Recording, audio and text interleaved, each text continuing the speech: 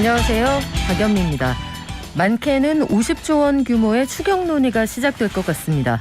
새 정부 인수위가 소상공인 자영업자 지원을 신속하게 추진하겠다고 밝혔고 민주당도 거듭 지원을 독촉한 참이라 6월 지방선거 이전에 처리 가능성도 언급됩니다.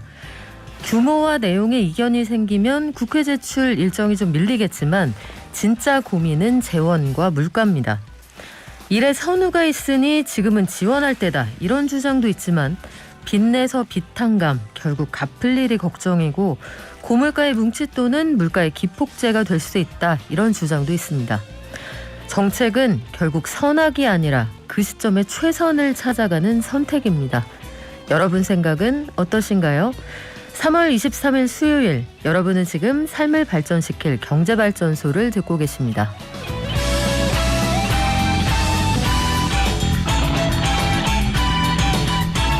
윤석열 당선인이 소상공인 자영업자의 코로나19 피해 보상을 위해서 2차 추경 편성하겠다는 방침을 공식적으로 밝혔습니다.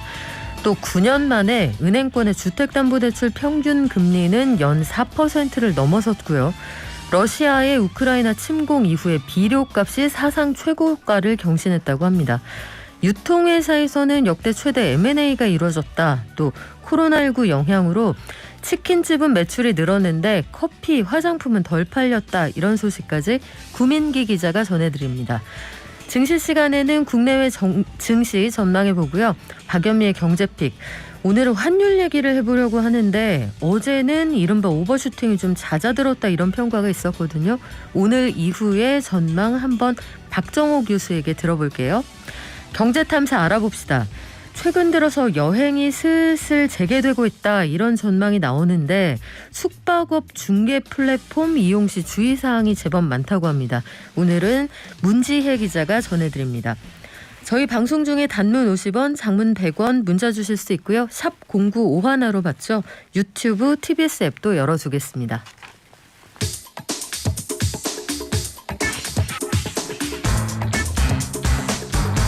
매일 아침 쏟아지는 경제뉴스 10분만 투자하면 충분히 따라잡을 수 있습니다. 10분 경제, 한국경제신문 구민기 기자가 정리합니다.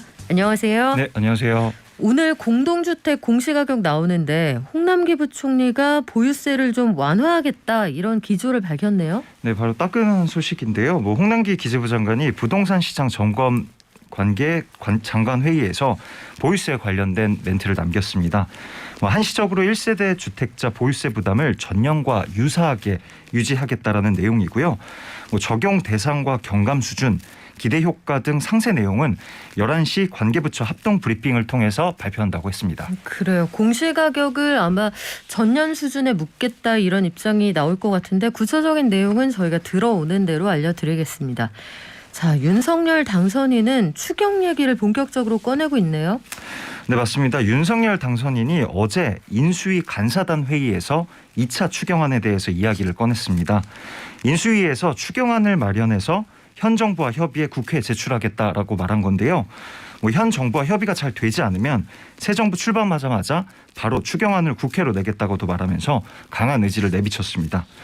그런데 민주당도 어제 비슷한 시점에 국민의힘에게 소상공인 지원을 위한 추경을 논의하자라는 제안을 했는데요. 여야가 신속한 추경 논의를 하자는 입장을 동시에 밝혔기 때문에 추경의 규모나 내용에 큰 이견이 없다면 4월에 2차 추경이 편성될 가능성도 높아 보이고요. 또 6월 지방선거 일정도 있어서 늦어도 5월에는 추경이 처리될 것이라는 전망이 나오고 있습니다. 편성도 문제지만 구체적으로 추경 편성하면 어디에 얼마를 지원할 거냐 이게 중요할 텐데 어떤 내용들이 포함될까요? 네, 핵심은 여야가 모두 언급하고 있는 소상공인 지원이 될 것으로 보이는데요. 윤석열 당선인이 후보 시절 공약한 50조 원 규모 소상공인 지원이 인수위 추경안에 녹여질 것이라고 예상되고 있습니다. 공약 내용을 구체적으로 살펴본다면 먼저 영업 제한 등 규제 강도와 피해 정도에 비례해서 소상공인에게 최대 5천만 원을 지원하겠다고도 했고요. 그리고 소상공인의 기존 대출금 만기를 연장하는 등 금융 지원도 늘리겠다라고 약속했습니다. 1차 추경을 통해서 지급된 소상공인 방역 지원금 300만 원도 불충분하다고 보고 600만 원을 추가 지급하겠다고도 밝혔습니다. 뭐 이 모든 것들이 실제로 다 지켜질지는 모르겠는데 뭐 이런 공약들을 했으니 추경 논의를 더 예의주시해야 될 것 같습니다. 네, 일부에서는 부채 탕감 얘기도 나오는데 구체적인 안이 어떻게 디자인이 될지는 좀 지켜봐야겠네요. 은행권의 평균 주택담보대출 금리가 4%를 넘었습니까? 평균이? 네, 맞습니다. 평균인데요. 뭐 은행연합회에 따르면 지난달에 국민은행, 뭐 신한은행 등 뭐 시중 6개 주요 은행이 취급한 주택담보대출 평균 금리가 연 4.08%를 기록했다고 나와 있습니다. 이들 은행의 가계대출 규모는 전체 은행의 80% 이상을 차지해서 매우 큰 규모라고 할 수 있고요. 주요 은행들의 주담대 금리가 이렇게 연 4%를 넘어선 거는 2013년 이후 9년 만이라고 합니다. 일단 왜 그렇게 높아진 건지 아마 궁금하실 것 같아요. 네, 맞습니다. 그 우선 기준금리가 높아진 데 따른 결과예요. 최근에 한국은행이 기준금리를 0.5%포인트 높이면서 1.25%가 됐잖아요.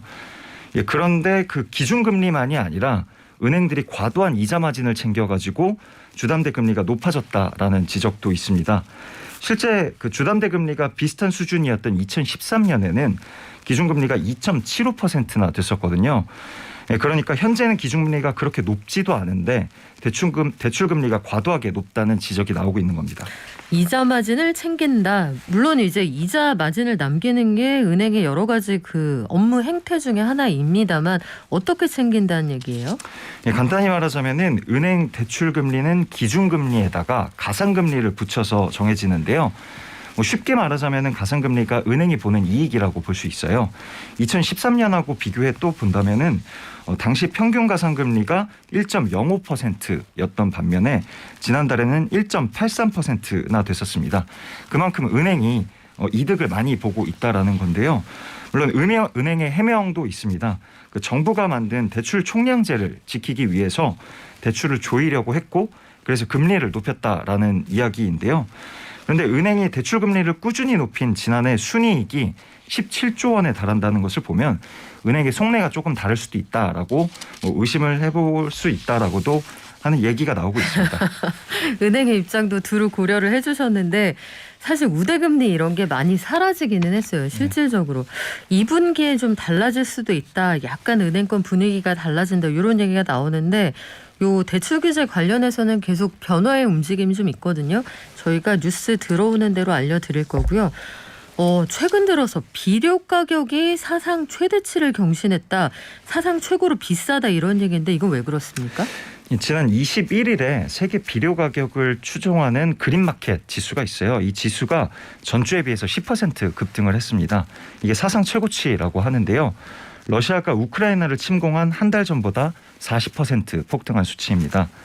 그러니까 이는 러시아가 세계 최대 비료 수출국이기 때문에 나타난 현상인데요. 러시아가 서방 제재에 대한 보복으로 비료 수출을 줄이기도 했고요. 그리고 전쟁으로 인해서 글로벌 물류 병목 현상이 나타났고 그나마 나왔던 비료들도 제때 도착을 하지 못하고 있는 형국이라고 합니다.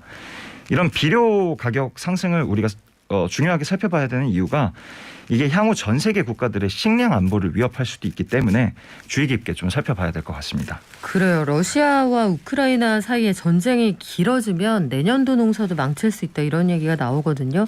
다만 밀은 이제 작황에 한 넉 달 정도 걸려서 이게 좀 빨리 키울 수 있다고는 합니다만 비료값도 결국 연동해서 올라가는 건데 최근 증시에서 비료 업체들 주가 많이 올랐거든요. 요거 추경 매수하시는 거는 아주 신중하셔야 됩니다. 자, 신흥시장에서도 문제가 생기고 있다고 하는데 이건 왜 그래요? 네, 그 전쟁이 시작됐던 한 달 전만 해도 신흥국 시장에는 별다른 반응이 나타나진 않았었는데요. 그런데 사태가 장기화되면서 신흥국 시장에서도 이상 조짐이 나타나고 있습니다. 현지 시간으로 21일 이집트의 파운드화가 14% 폭락했습니다. 그러니까 해외 투자자들이 이집트 채권을 대거 팔아치운 결과라는 분석이 나오고 있습니다. 그래요. 이집트 같은 나라들은 대표적으로 우크라이나에서 곡식 들어가지 않으면 곡물가 상당히 문제가 될 수 있다 이렇게 꼽히는 나라들이거든요. 신흥국에 미치는 영향도 저희가 면밀하게 좀 지켜봐야겠습니다.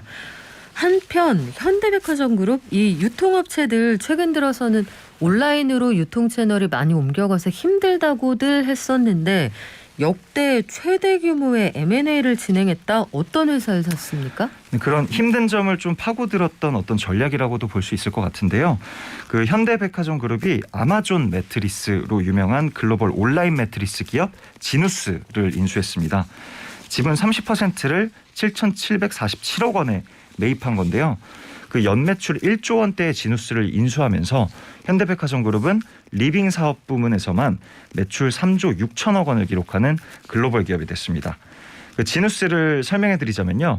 그 세계 최초로 침대 매트리스를 압축 포장해서 상자에 담아서 배송하는 기술을 상용화한 한국 기업입니다. 우리나라 회사군요. 네, 우리나라 기업이고요.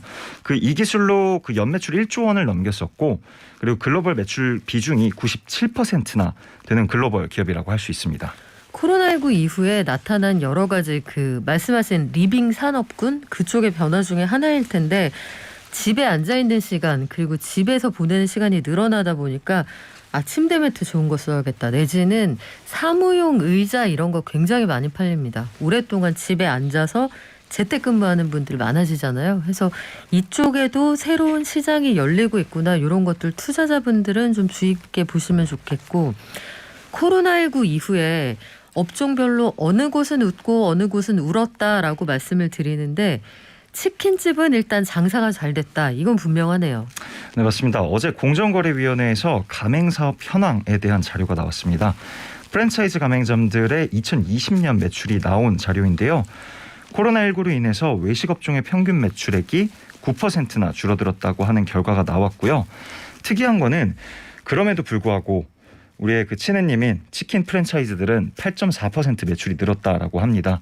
뭐 치킨이 맛있어서일 수도 있겠지만 아무래도 배달 비중이 많다 보니까 배달 증가로 이득을 많이 본 것으로 분석되고 있습니다.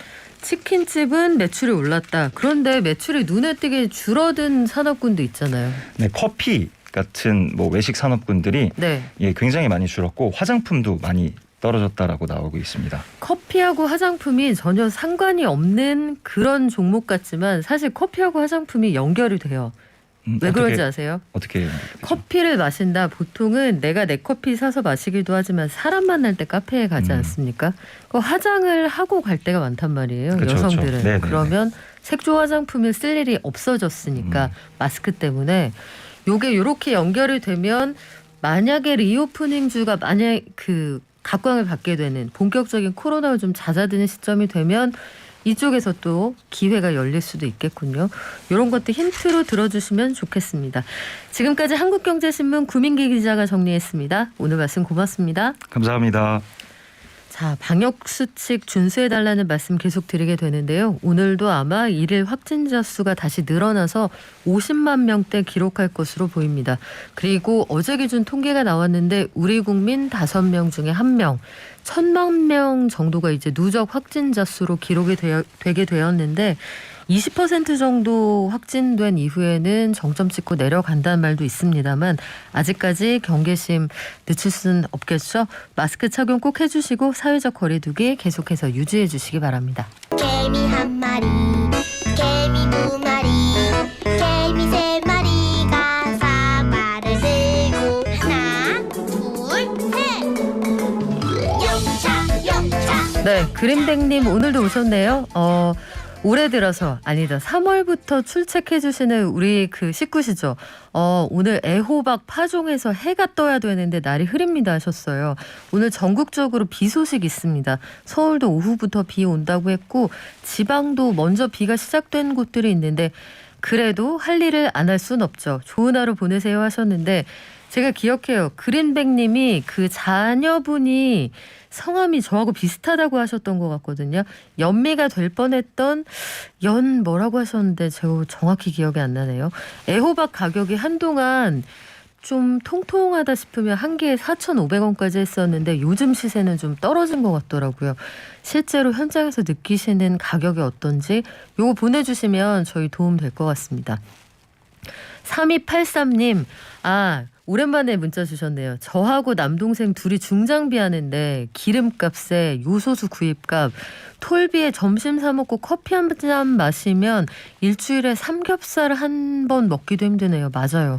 그리고 삼겹살 가격도 진짜 많이 올랐습니다.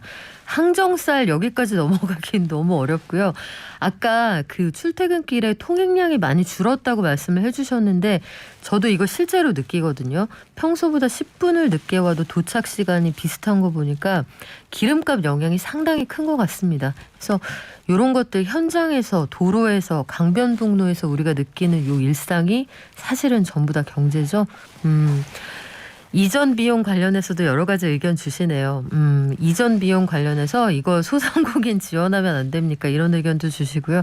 다양한 의견들 있는데 저희 오늘 여러 가지 의견들 주시면 적극적으로 소개해 드릴게요. 그리고 출첵도 우리 게시판에 출첵하시는 분들 오랜만에 출석 한번 부를 테니까 다 들어오세요. 저희 잠시 후에 박정호 교수와 함께 돌아오겠습니다.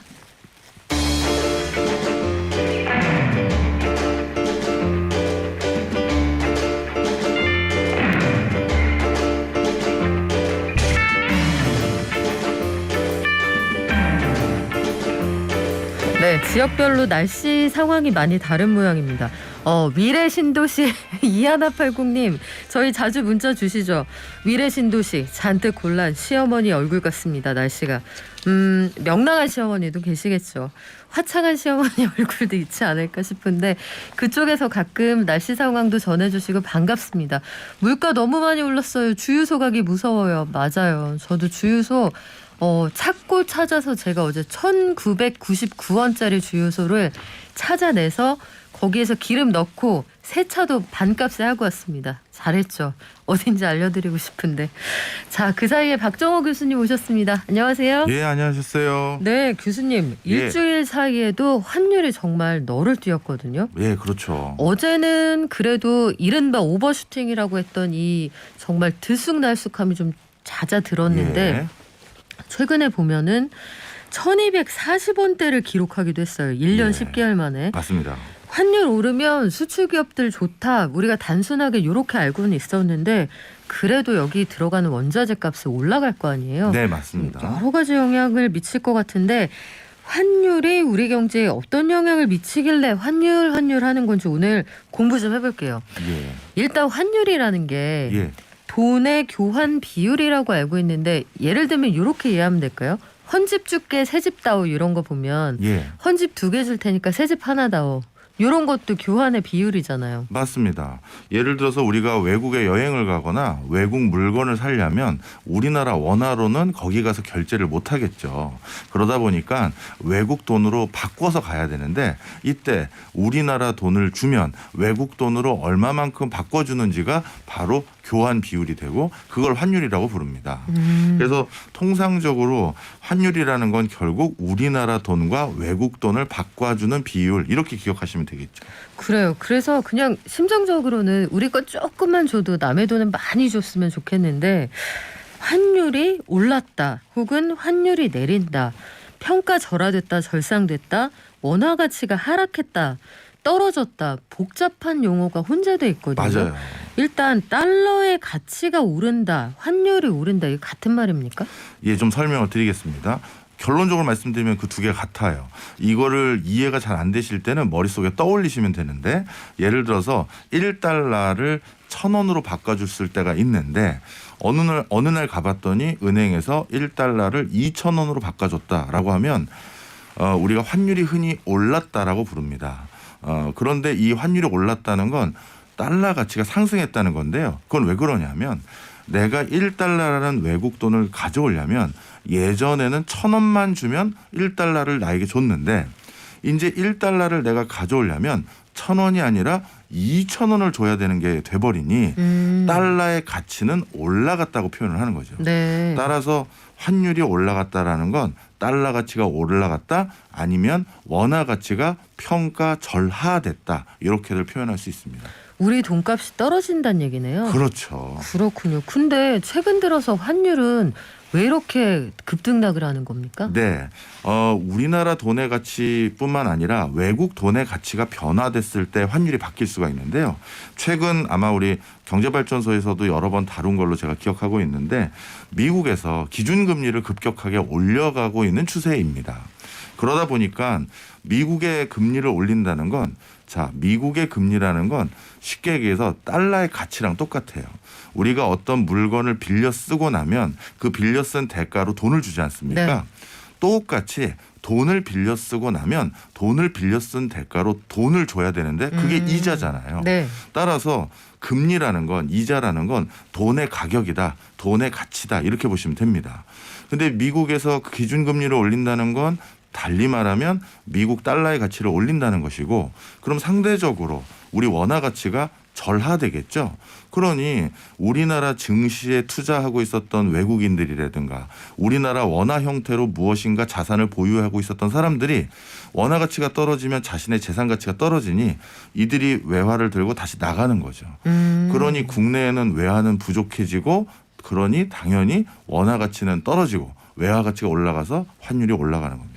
달러화 값어치가 올라가면 우리는 여러 가지로 좀 불리한 게 많아 보이거든요.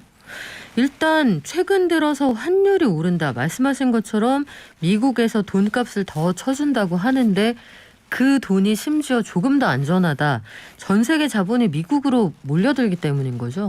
예, 맞습니다. 사실 우리나라 자본시장은 이머징 마켓 즉 신흥국 시장으로 분류됩니다. 그거 좀 속상해요. 우리 선진국이라고들 하는데 저도 또 너무 속상해요. 그럴 땐 또 우리 보고 신흥국이라고. 꼭 이럴 때만 우리를 신흥국이라고 깍두기도 하고 아니고 그렇죠.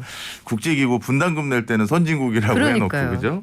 자, 그래서 우리 같은 개인들이 아니라 큰 금융회사들 같은 경우는 어떤 경제적인 샥이 왔었을 때 여기에 대해서 펀드 매니저나 애널리스트들이 그때 판단해서 어떻게 보면 운용 전략을 수정하는 것도 있지만 시스템적으로 기계적으로 어떤 요인이 생겨버리면 자동적으로 매매를 해버리는 경우들이 굉장히 많아요.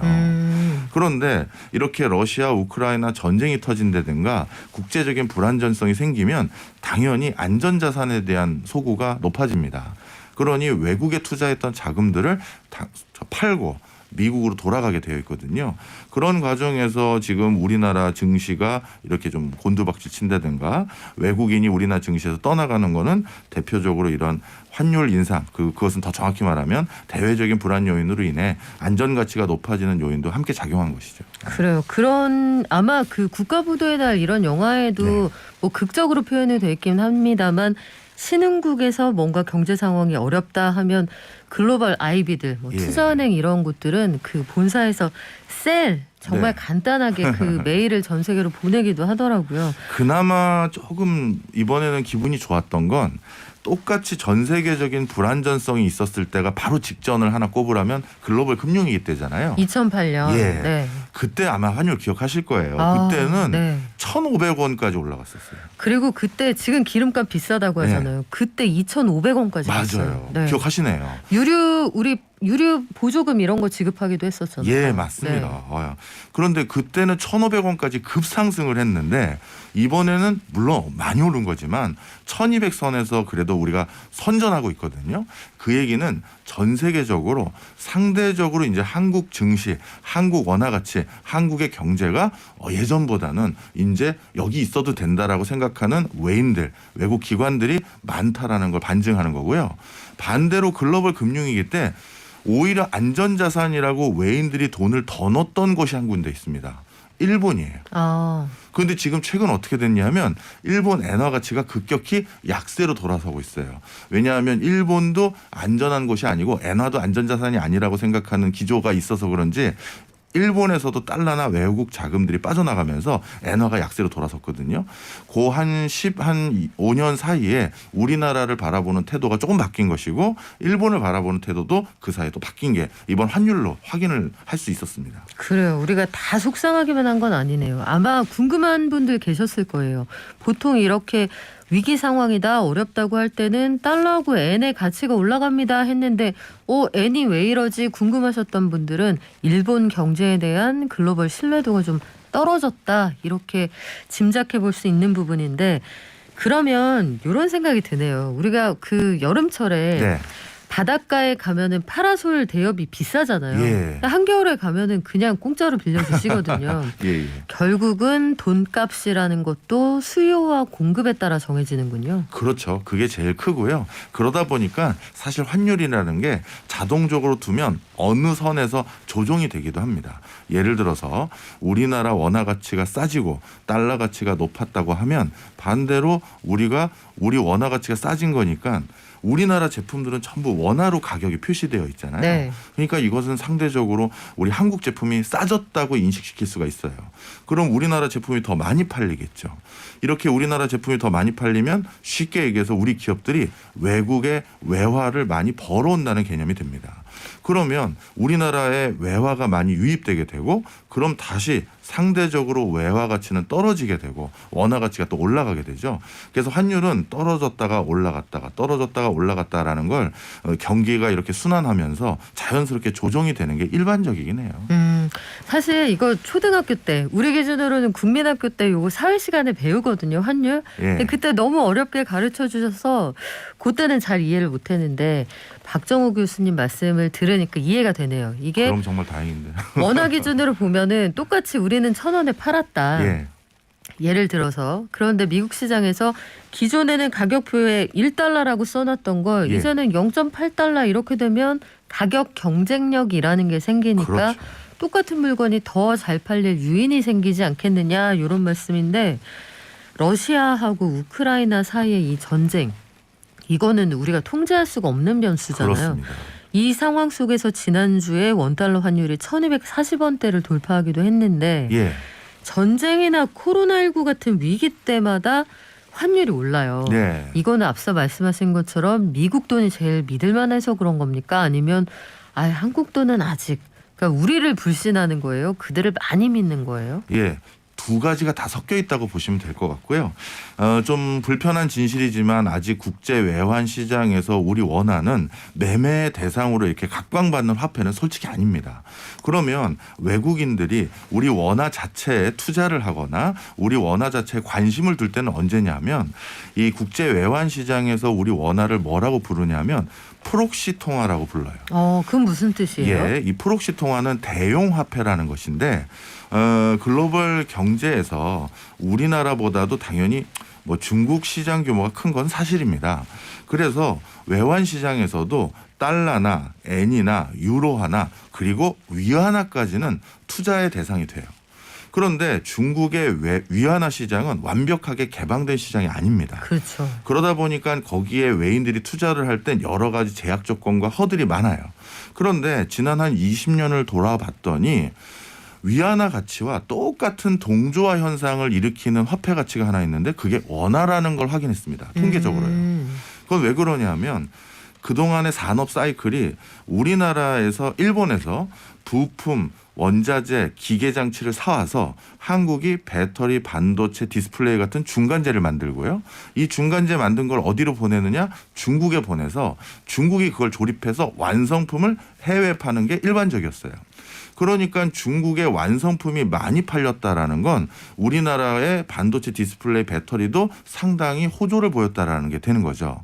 그러니 중국 경제에 어떻게 보면 희비가 환율, 위안화의 가치에 반영될 텐데 위안화는 투자에 여러 가지 제약이 있는데 그거랑 똑같은 흐름으로 움직이는 우리 원화 시장은 개방돼 있단 말이에요. 그래서 외국인들이 위안화는 투자가 어려우니 대신 원화를 투자하자라고 해서 우리나라 원화를 프록시 통화, 대용 통화로 이렇게 대신 투자하는 경우도 있었어요. 그러니까 요즘 이렇게 환율의 영향이 우리나라 원화 가치 특히 떨어진 요인 중에 하나는 또 위안화 가치와 연동되는 부분도 분명히 있죠. 요즘 중국 경제가 안 좋잖아요. 그렇군요. 이른바 중국 위안화와 우리 원화의 커플링. 네. 그걸 얘기하시는 거군요. 환율 상승이 그래서 여러 가지로 영향을 미칩니다. 대외 변수도 있고요.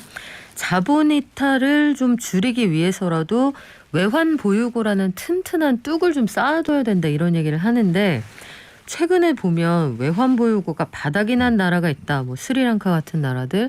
러시아는 외환 보유고가 튼튼하지만 인출이 안 돼서 빚 못 갚을지도 예. 모른다. 이런 얘기가 나오는데 우리도 외환 보유액이 바닥이 나서 결국은 IMF에 가서 고리로 돈을 꿔왔던 예. 트라우마가 있잖아요. 그렇습니다. 근데 이제 우리나라가 지금 그러면 외환 보유고를 다시 걱정할 수준이냐? 제가 이건 단언컨대 말씀드리지만 그건 절대 아닙니다. 그러니까 우리나라도 이제 세계적인 수준의 외환 보유고를 가지고 있는 나라로 바뀌었고요. 이거는 아까 말씀하신 것처럼 한번 우리가 큰 트라우마를 겪고 나서 외환 보유고만큼은 면밀히 관리를 하고 있습니다. 그러면 혹시 또 이상한 일이 있을지 모르니 네. 더 외환 보유고를 늘려놓는 게 좋지 않겠느냐 이런 소리들 또 많이 하십니다. 그런데 외환 보유고를 두둑히 쟁여놓는다는 건 그냥 돈을 쌓아놓은 것이기만 하기 때문에 엄청난 기회비용이었어요. 그렇죠. 우리가 그 돈을 어디다 투자하거나 누구에게 빌려주면 다시 돈을 벌어올 수도 있는 돈들인데 이걸 만약의 사태를 대비한다는 목적 아래 그냥 금고에 쌓아만 둔다면 이거는 우리가 나름대로 커다란 수익을 얻을 수 있는 걸 스스로 포기하는 거기 때문에 무조건 위기를 대비해서 많이 두둑히만 쌓아놓는 게 능사는 사실 아니에요. 그리고 그 통화 스와프 같은 여러 가지 방법이 또 있잖아요. 그렇죠. 갑자기 그 생각나네요. 일본의 재무장관이 그 영국에서 LSE에서 공부도 하신 분이 한국이 통화 수합 해주면은 이 돈 못 갚을지도 모른다는 이게 무지한 발언을 해서 통화 수합은 서로 맞교환이기 때문에 갖다 쓰면 못 갚을 수가 없는 구조잖아요. 그렇죠. 예. 그래서 그 생각이 문득 나네요. 자, 우리나라는 97년에 IMF 외환 위기까지 하루 환율 변동폭을 제한했었습니다. 예. 사실 외환 시장을 전면 개방한 나라는 그 전까지 아니었는데 예. IMF가 시장 개방해라, 기업들 구조조정해라 해서 우리가 받아들인 것 중에 하나가 자유 변동 환율제잖아요. 예. 요거 하고 나서 장단점이 있다고 하는데 뭐가 좋고 뭐가 나쁜가요? 예. 일단 시장 상황을 온전히 반영하는 형태로 환율이 정해졌기 때문에 외국인들이라든가 아니면 기업들 입장에서는 내가 한국 증시나 한국의 원화를 투자했었을 때 얼마든지 시세가 반영된 형태로 사거나 팔 수 있다라는 신뢰를 주게 됐습니다. 그 때문에 우리 원화 시장을 개방하고 나서 한국 금융시장이 급격히 더 성장한 건 분명한 사실이에요. 그런데 기업체들, 그러니까 물건을 수출하고 아니면 수출한 물건의 대금을 받아야 되는 기업들 입장에서는 이제 일거리가 하나 더 생긴 겁니다. 예전에는 국가가 당분간은 환율을 1달러에 1,500원 선에서 내가 유지시킬 거야라고 하면 내가 얼마를 외국에다가 갖다 팔면 내가 얼마의 마진을 반드시 얻을 수 있겠구나라는 믿음이 있었어요. 그런데 지금은 내가 이 물건을 외국에 팔고 나서도 환율이 바뀌어버리면 손해를 볼 수도 있고 그렇죠. 환율이 바뀌어서 더 큰 이득을 볼 수도 있거든요.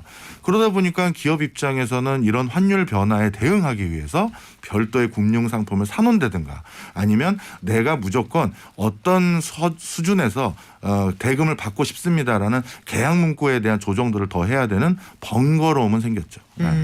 환차익, 환차손에 대한 대비가 좀 더 필요하다 이런 얘기인데 만약에 우리가 자유 변동 환율제를 예전에 도입을 했다라면 OECD 가입할 때쯤 그때쯤 만약에 도입을 했다 그러면 외환위기 안 왔을까요? 아닌 것 같아요. OECD 도입 자체가 제도적으로 저희가 완비되지 않은 상태에서 시도했다가 단기 외채에 대한 제도적 어떤 보완책 거기가 얼마나 지금 잔고가 있는지 나갔는지를 관리할 수 있는 시스템이 없어서 IMF 외환위기를 맞은 거거든요. 당시 우리가 이게 환율을 급격하게 자유 변동 환율제로 바꾸고 나서도 초창기에는 약간 불협화음과 큰 손실을 본 그 중소기업들도 많았어요. 우리가 익숙하지 않았죠. 해지를 그렇죠. 한다는 그 시스템에. 맞습니다. 그래서 은행에서 이거의 환율의 변화에 대비하는 상품이라고 해서 샀다가 진짜 멀쩡한 중소기업이 부도나고 했던 경우들 기억나실 겁니다. 2008년에도 키코라는 상품이 있어서 난리가 났었잖아요. 예, 바로 이런 우리가 아직 준비되지 않은 상태에서 제도를 급격하게 바꾸는 것은 선의 피해자가 유발될 수 있고요. 사실 우리나라 입장에서는 OECD 가입과 함께 단계적으로 제도를 이렇게 시장 시스템을 좀 더 도입하려고 했었었는데 중간에 IMF 외환위기를 맞은 거고요. 이렇게 우리나라 시스템이 취약하다는 것 때문에 그 당시 우리는 정말 혹독한 대가를 치렀는데 최근 40년 동안 국가 신용 등급이 5, 6단계가 동시에 하락한 사례는 딱 두 개가 있거든요. 이번에 러시아 그리고 98년도 IMF 외환위기 때 한국입니다. 아, 속상한 기억이에요. 네, 그러니까 네. 얼마나 그 당시에 우리나라가 혹독한 처분을 받았는지를 다시 한번 떠올리게 되더라고요. 그리고 그렇게 그 고율의 이자를 탈탈 털어서 한 푼도 안 빼놓고 제대로 갚은 나라가 거의 유일합니다. IMF 그 워싱턴에 가면 본관하고 별관 있거든요. 그래서 이게 참 우리 입장에서는 가슴 아픈 얘기인데 별관은 한국 돈으로 지었다. 이런 얘기가 있을 정도예요. 원화 가치가 하락할 때 그래서 우리가 오늘의 아마 마지막 질문이 될 것 같은데요. 충격을 좀 줄이려고 개입이라는 걸 하잖아요. 예. 말로 하면 구두 개입이라고 하고 진짜 상황이 심각하면 페이퍼로 돌리기도 하고요. 더 심각하다. TV에 당국자가 나와서 얘기를 하잖아요. 네. 요런 게 실제로 환율을 조정하는 데 도움이 됩니까? 아, 물론입니다. 그래서 국가에서도 통화안전증권이라고 해서 급격하게 시장 상황을 위해할 정도의 환율 변화를 막기 위해서는 이렇게 우리나라 통화 가치를 안정적으로 유지하기 위해서 중앙은행에서 통화안전증권이라는 걸 사고 팔면서 환율을 유지하는 수단들이 있는데요. 이건 우리나라만 하는 게 아니라 정상적인 시장경제 체제를 가지고 있는 많은 국가에서 보편적으로 활용하는 수단입니다. 그래요. 환율 금리는 오르고 주식시장은 변동할 때 요 추천하는 투자법은 다음 시간에 알려드릴게요. 알겠습니다. 고맙습니다. 지금까지 명지대 박정호 교수였습니다. 개미 한 마리 개미 두 마리 개미 세 마리가 사과를 들고 하나 둘셋 네, 오늘은 개미송 2번 들려드리게 되네요. 이거 동요입니다. 어제 무슨 노래냐고 물어본 분 계셨죠. 개미송이에요. 제목이 개미송. 한지영 연구원 연결돼 있습니다. 안녕하세요. 네, 안녕하세요. 네, 오늘은 그 전화기가 기술적인 문제가 좀 있었다고 들었습니다. 저희 주식시황 좀 연결. 늦게 들어왔네요. 네, 조금 지연됐는데 간밤 뉴욕 증시부터 정리할까요? 네, 미국 증시는 어제 분위기가 좋았습니다. 나스닥 같은 경우는 2% 가까이 급등을 하는 긍정적인 하루였는데 그 블라드 세인트 루이스 총재가 공격적인 금리 인상 발언을 했고 또 미국의 10년물 국채 금리가 급등하면서 2.3%대로 올라섰습니다. 그래서 이것만 보면은 증시가 빠져도 이상하지 않을 법한데 오히려 성장주와 테크주들을 중심으로 한 저가 매수세가 유입이 됐고 또 나이키와 같은 주요 소비 업체들의 호실적 소식 등이 어제 미국 증시의 상승 동력으로 작용을 했습니다. 안 그래도 지금 FOMC 끝나고 나서 그 파월 의장도 그렇고요. 말씀하신 그 세인트루이스 연은 총재도 그렇고 왜 그렇게들 매파적인 발언을 계속하는 거예요? 예, 역시나 인플레이션이 가장 큰 문제라고 보시면 될 것 같아요. 그래서 어제 세인트루이스 총재도 지금처럼 높은 인플레이션을 보이는 시기에는 기준금리를 2%대까지는 빠르게 인상할 필요가 있다라고 강조를 했습니다. 또 파월 의장 같은 경우 엊그저께 이야기를 봐도 역시나 인플레이션 압력에 대응하겠다. 인플레이션 파이터로서 우리는 전환하겠다라는 의지를 드러낸 만큼 지금 연준도 그렇고 한국은행도 그렇고 주요국 중앙은행들이 잇따른 금리 인상에 나서는 것도 고용에 대한 영향보다는 인플레이션을 잡기 위한 영향이 크다라고 보시면 될 것 같습니다. 그리고 지금 골드만삭스 같은 경우도 어제 발표된 보고서에 의하면은 5월과 6월 FOMC에서 각각 연준이 50bp 금리 인상하는 것으로 그러니까 6월 달까지 총 100bp를 더 금리 인상하는 것으로 전망을 수정하는 등 지금 주요 시장 참여자들 역시 연준의 긴축 가속화를 갈수록 더 무게를 싣고 있는 상황입니다. 그런데 금리가 이제 전 세계적으로 올라가고 있는 상황이고 시장은 변동성이 되게 크단 말이에요. 네, 맞습니다. 이런 상황에서 물론 우리 한지영 연구원은 증권사에 다니시니까 증시에서 네. 사람들이 계속 머물러 주길 바라시겠지만 만약에 정말 친한 친구가 아니면 엄마가 물어보시는 네. 거예요. 이럴 때 증시에 남아있는 게 바람직합니까? 이렇게 물어보면 뭐라고 해주시겠어요? 예, 저는 가족이라고 하더라도 주식 투자는 계속 하시는 게 좋다라고 먼저 말씀을 드리고 싶고요. 어머니가 전화하셔도 네, 그리고 솔직히 네. 더 드리고 싶은 말씀은 저희가 이제 2020년 코로나 터지고 나서 작년 상반기까지 코스피가 1,400에서 단숨에 3,300까지 갈 때 이 시기가 굉장히 행복했었잖아요. 그때는 주식 사면 오르고 그랬던 그랬죠. 시절인데 네. 예, 개인적으로 그 시절은 이제 당분간 몇 년 동안 없을 거다라는 말씀은 일단 드릴게요. 그렇지만 주식 투자를 계속해야 된다라는 거는 현재 시점부터 그리고 1년 뒤에 주가를 봤을 때 과연 주가가 지금보다 높게 위치했을까 낮게 위치했을까 이걸 따져보면은 저는 여전히 높게 위치해 있다라고 전망을 하고 있습니다. 그만큼 뭐 예적금 금리도 지금 하느니 금리 인상하면서 올라오고 있기는 하지만 또 적금에 대한 매력들도 있기는 하지만 그래도 자산 배분, 포트폴리오 관리 차원에서 주식이라는 자산에 대한 비중을 크게 줄이지 말자라는 말씀을 좀 드릴게요. 내년에 지금보다 더 나아질 거라는 건 근거가 있는 얘기인가요?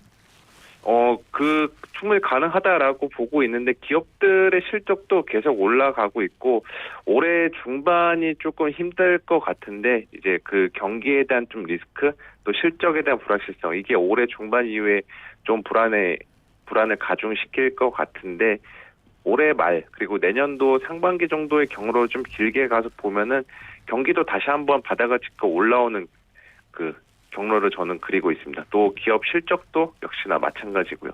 그래서 저는 뭐 장기적으로도 1년이면은 뭐 장기라고 할 수는 없지만 1년 혹은 그 이상이 넘어서 장기적인 시각에서는 주식은 꼭 하시는 게 좋지 않나라고 좀 생각하고 있습니다. 그래요. 코로나19 이후에 상황 좀 나아지면 여행도 가고 화장도 하고 외식도 하고 네. 사람도 만나고 하겠죠. 이런 것들이 아마 경기에 반영이 될 거다 이런 기대감일 텐데 오늘 네. 우리 증시는 어떻게 출발했습니까? 네, 코스피랑 코스닥 모두 1% 가까이 상승 출발을 했고요. 아무래도 이제 미국 증시 급등에 따른 주식에 대한 그 선호 심리가 회복이 되면서 국내 증시도 강세를 보이고 있는 것으로 파악이 되고 있습니다. 뭐 대부분 시가총액 상위주들이 다들 동반 강세를 보이고 있고 특히 오늘은 철강업체들이 굉장히 동반 거의 폭등세를 보이고 있는데 중소형 철강사들, 뭐 부곡철강, 문배철강, 그리고 하이스틸 이런 중소형 철강사들은 상한가를 기록하면서 전체적으로 철강주를 둘러싼 투자 심리가 굉장히 좋습니다. 이거 같은 경우는 러시아랑 우크라이나 쪽의 철강 업체들이 이제 그 이번 전쟁으로 인해서 타격을 입었고 그로 인해 철강 공급이 줄어들고 또 더 나아가서 철강 가격 상승에 대한 좀 기대감들이 반영이 되면서 지금 철강주들이 상대적으로 다른 어느 업종들에 비해서 좋은 주가 흐름을 보이고 있습니다. 네, 오늘 여기까지 들을게요. 지금까지 키움증권의 한지영 연구원이었습니다. 오늘 말씀 고맙습니다. 네, 감사합니다.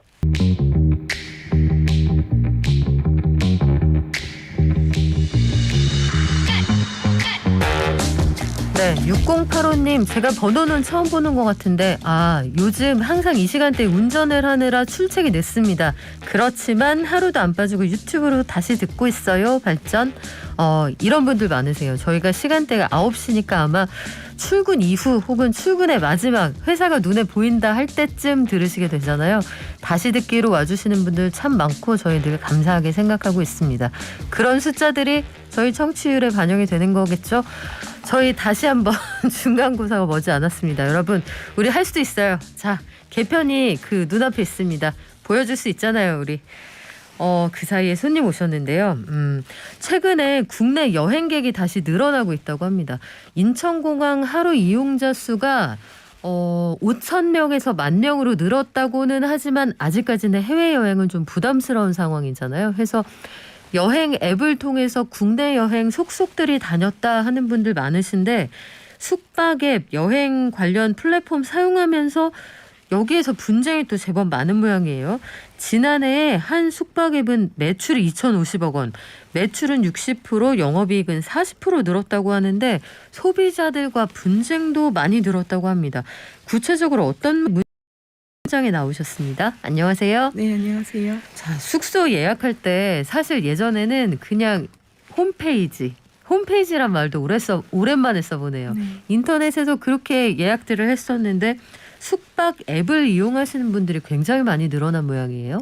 네, 요즘에는 펜션이나 호텔 등 숙소를 예약할 때도 여행 플랫폼 기업, 일명 OTA라고 불리는 이 어플을 많이 이용하시는데요. 호텔스닷컴, 부킹닷컴, 아고다, 야놀자, 여기에때, 숙박앱 같은 어플들을 말합니다. 코로나가 극심한 상황이지만 지난해 하반기에는 오히려 전년보다 이들 앱 사용자 수가 평균 30% 가까이 증가하면서 소비자들이 많이 찾은 것으로 나타났는데요. 이용자가 늘어나는 만큼 환불 등 분쟁도 많은 편이고요. 앞으로 코로나 이후 국내외를 막론하고 여행을 다니는 게 본격화된다면 이용이 더 많아질 것으로 보이는데 그렇게 되면 소비자의 분쟁도 더 늘어날 것으로 보입니다. 그래요. 소비자와의 분쟁이 늘어나는 구체적인 사례를 한번 볼게요. 가장 아마 많이들 하시는 얘기가 아니 광고 사진은 진짜 근사했는데 가보니까 숙소가 제가 본 그곳이 아니었어요. 이런 얘기들 하시거든요. 어떻습니까? 네, 그런 경우가 정말 많습니다. 숙소를 선택할 때 많은 조건들을 보시겠지만 특히 숙박 앱에 나와 있는 이미지를 보고 선택하기 쉬운데요. 이게 실제 모습과 달라서 현장에서 환불해달라고 이렇게 분쟁을 일으키는 경우들이 있습니다. 경기도 고양시에 사는 서모 씨도 친구들과 파티를 하기 위해 하룻밤에 40만 원이나 하는 독채 펜션을 빌렸는데 네. 앱에서는 뭐 화이트 톤에 깔끔하면서도 뭐 스파도 구비돼 있고 기대하고 갔는데 실제 방을 봤더니 충격을 받았다고 합니다. 이유가 객실은 관리가 하나도 되지 않아 있고 스파를 봤더니 벽면에 곰팡이가 벽을 누르면서 피우고 있어서 깜짝 놀랐다는 거죠. 경기도 시흥시에 사는 또 다른 소비자도 명절 연휴에 호캉스를 즐기기 위해 평소보다 비싼 가격의 숙소를 잡았는데 실제로 가보니 가구의 색상부터 구조까지 앱에 올라온 사진과 전혀 다른 방이었다고 합니다. 이거는 소비자 기만에 해당할 것 같은데 심지어 예약을 하고 갔는데 이 방을 공사하고 있는 그런 것도 있었다고요? 그렇습니다. 경남에 사는 양모 씨는 숙소를 예약하고 여행을 갔는데 도착해서야 숙소가 내부 공사 중인 걸 알게 됐고 항의했더니 시간이 지나서 환불을 해줄 수 없다는 답을 들었다고 합니다. 이외에도 게임을 즐길 수 있는 숙소로 일부러 컴퓨터 사양까지 알아보고 선택을 했는데 갔더니 사양이 아주 낮아서 게임을 즐길 수 없는 경우도 많았습니다. 자, 게임은 100번 양보해서 이 사양이 달랐다. 이거 디테일이라고 치는데 숙소가 내부 공사 중이면 그 방을 못 쓰는 거잖아요. 못 쓰죠. 다른 방을 이용해야죠. 그런데 환불은 해줄 수 없다. 이거 좀 납득이 안 되는데 이런 경우에는 그 업체에서 잘못된 정보를 혹은 일부러 이 기만적인 정보를 올린 거니까 당연히 환불이 돼야 되는 거 아니에요? 아마 당연히 환불이 될 거라고 생각을 하실 텐데요. 실제로는 그렇지 않은 경우들이 대부분입니다. 표시 광고 공정화의 법률에 따르면 사업자는 소비자를 속이거나 소비자로 하여금 잘못 알게 일부러 기망하는 표시 광고 행위를 하면 안 됩니다. 하지만 실제로 방 상태가 사진과 다르다고 해서 개인이 허위 과장 광고로 이걸 증명하기가 좀 힘들고 중개 플랫폼인 숙박앱 같은 경우도 숙박업소와 소비자 사이에 중개를 해주는 역할만 담당하기 때문에 책임을 물 수 없다는 겁니다.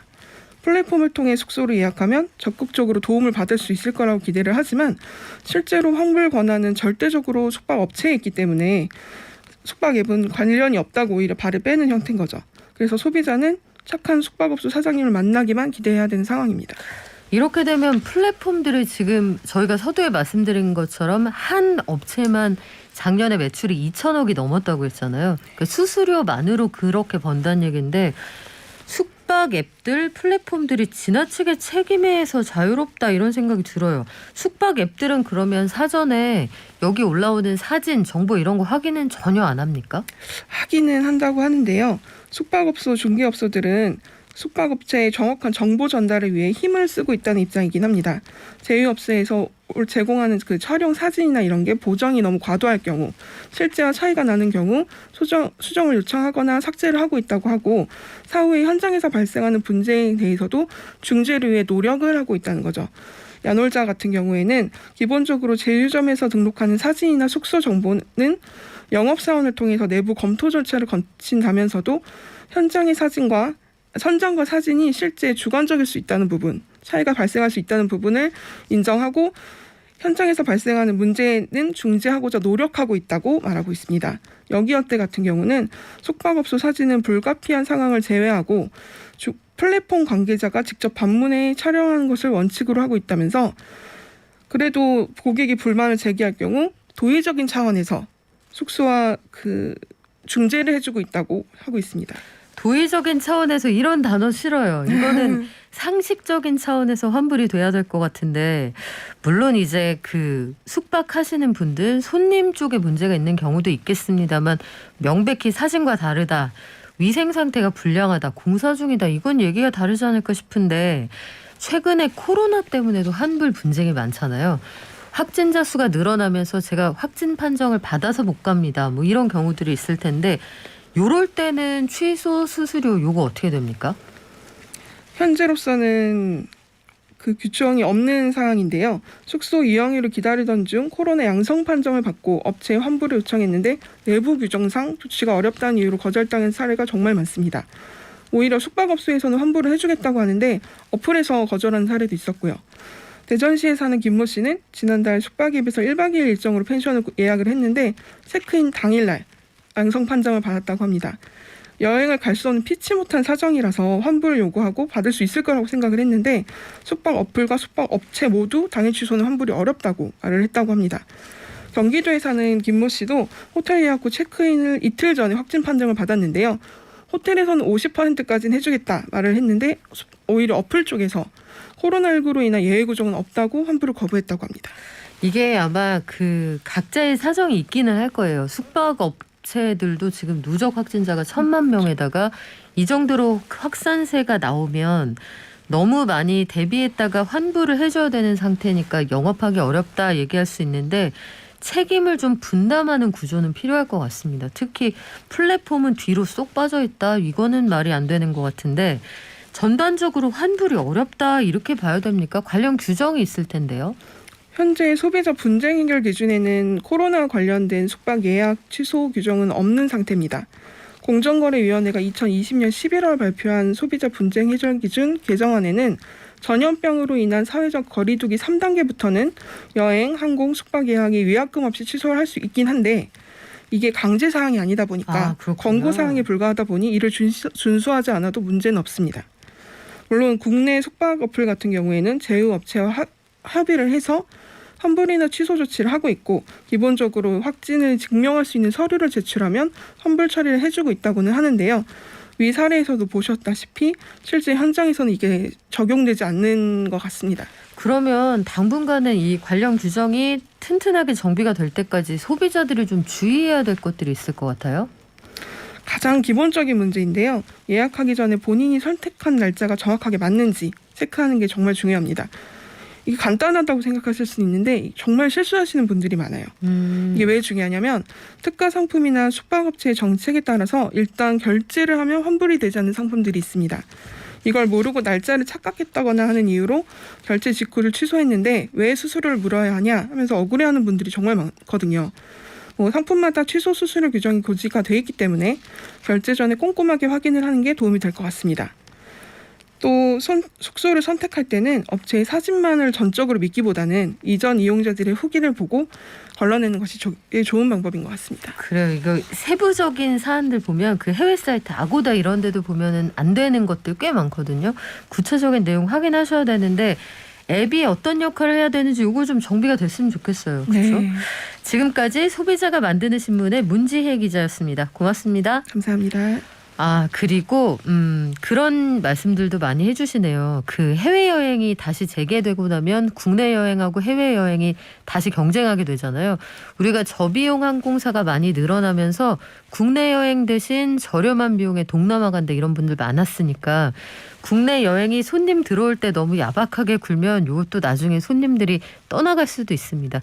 우리 큰 그림 보고 길게 보는 그런 하루 보내자고요. 다들 건강하시고요. 내일 오겠습니다. 발전.